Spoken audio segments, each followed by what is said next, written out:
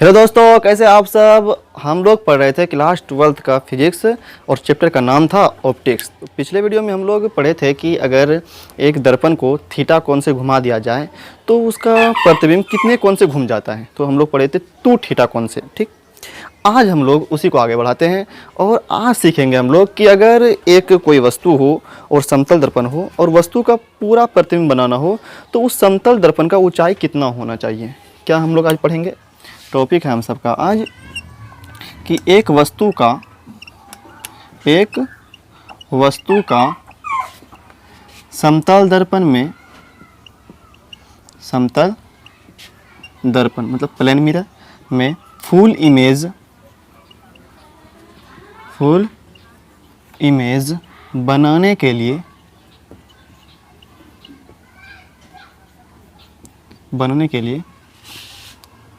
दर्पण की ऊंचाई कितनी होनी चाहिए। दर्पण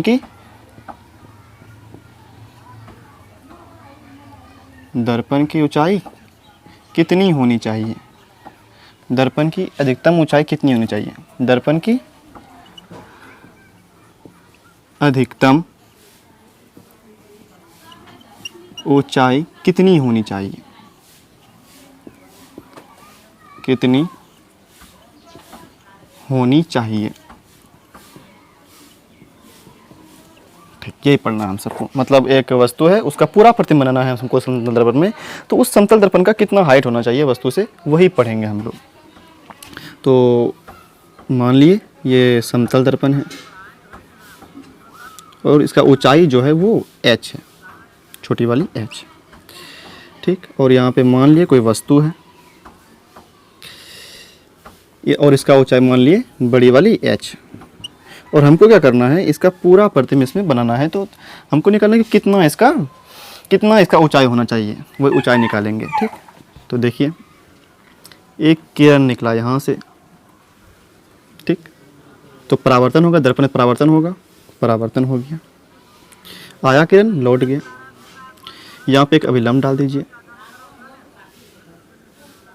ठीक, इस बिंदु का नाम रखते A, इस बिंदु का नाम B, इस बिंदु का नाम C।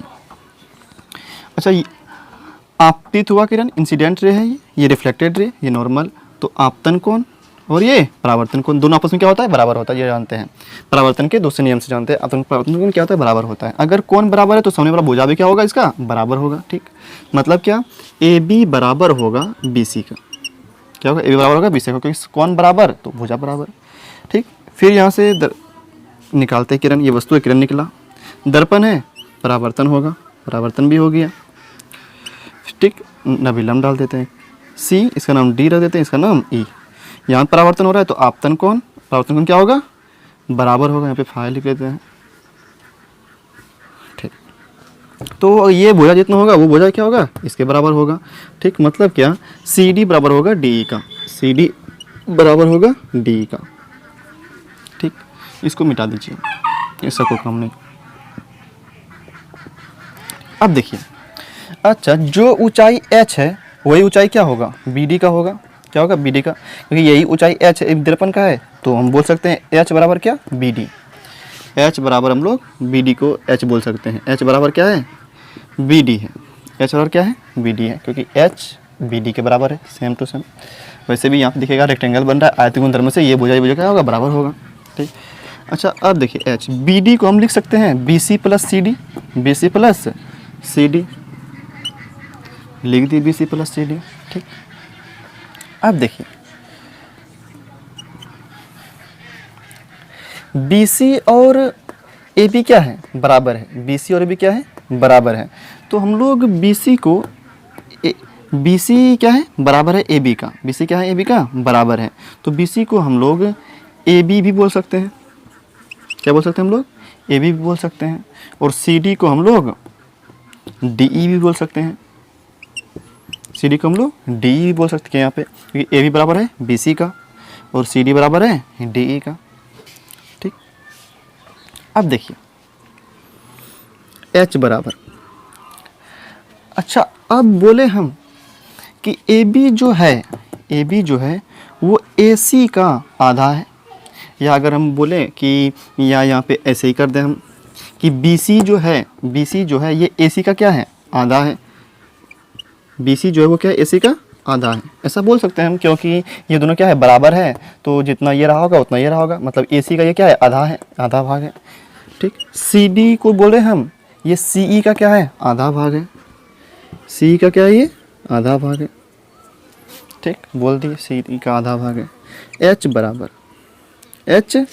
बराबर, अब देखिए CE/2 जोड़ AC/2 और CD, यहाँ पे एलसीएम आ जाएगा, दो एलसीएम आ गया तो AC हो जाएगा ऊपर में और क्या हो जाएगा, CE।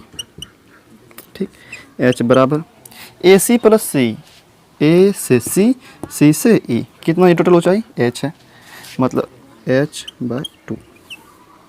मतलब क्या, दर्पण का जो ऊंचाई होना चाहिए,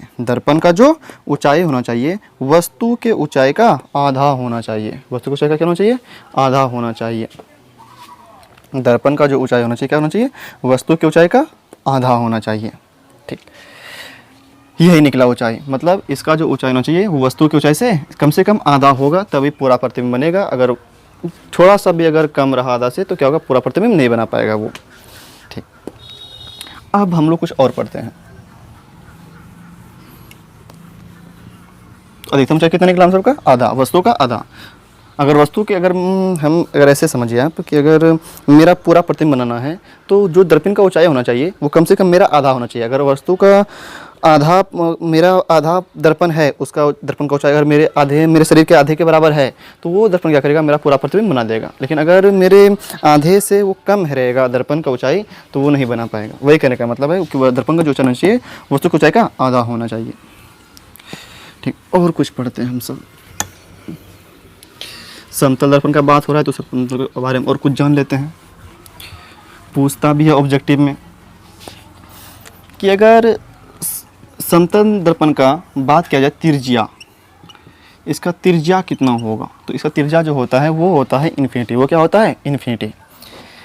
क्या होता है वो, इन्फिनिटी। अगर त्रिज्या इन्फिनिटी है तो हम लोग जानते हैं कि अगर त्रिज्या इन्फिनिटी हो तो क्या होता है, F बराबर R/2। क्या होता है, F बराबर R/2 होता है। तो F बराबर R अगर इन्फिनिटी है, इन्फिनिटी तो से भाग देंगे, क्या हो जाएगा, इन्फिनिटी। मतलब इसका फोकस भी क्या होगा, इन्फिनिटी होगा। फोकस क्या होगा, इन्फिनिटी होगा। अगर आपसे पूछ दिया जाए बताइए प्लेन मिरर जो होता है, समतल दर्पण जो होता है, उसका त्रिज्या कितना होगा, तो बोलना है अनंत होता है, इन्फिनिटी होता है। उसका फोकस दूरी कितना होगा, इन्फिनिटी होता है। क्यों होता है, समझिए इसको बात को।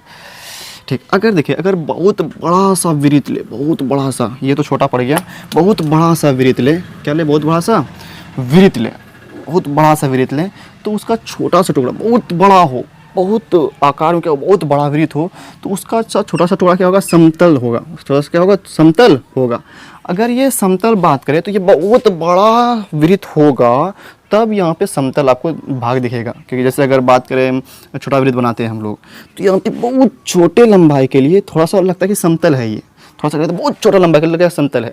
अगर हम बात करें कि बहुत तो ये तो समतल दर्पण चाहिए तो बहुत बड़ा बनाएंगे वृत्त, बहुत बड़ा बनाएंगे गोलीय दर्पण, तब हमको लगेगा कि नहीं ये छोटा सा वाक्य है, समतल दर्पण है। मतलब बहुत बड़ा होगा तब होगा समतल दिखेगा आपको। कहने का मतलब क्या, थोड़ा सा बाकी समतल दिखेगा, इसका मतलब क्या, बहुत बड़ा बनाएंगे उसका त्रिज्या भी क्या होगा, बहुत बड़ा होगा, मतलब इन्फिनिटी होगा। और उसका फोकस दूरी भी क्या होगा, तब इन्फिनिटी होगा। अगर वही ऑब्जेक्टिव था कि अगर पूछा जाए आपसे प्लेन मिरर का त्रिज्या कितना होता है, रेडियस कितना होता है, तो बोलना आपको इन्फिनिटी, और फोकस भी क्या बोलना आपको, इन्फिनिटी बोलना है। ठीक, अगर वीडियो आपको पसंद आया हो तो वीडियो को लाइक कर दीजिएगा और चैनल को सब्सक्राइब कर दीजिएगा। मिलते हैं अब अगले वीडियो में।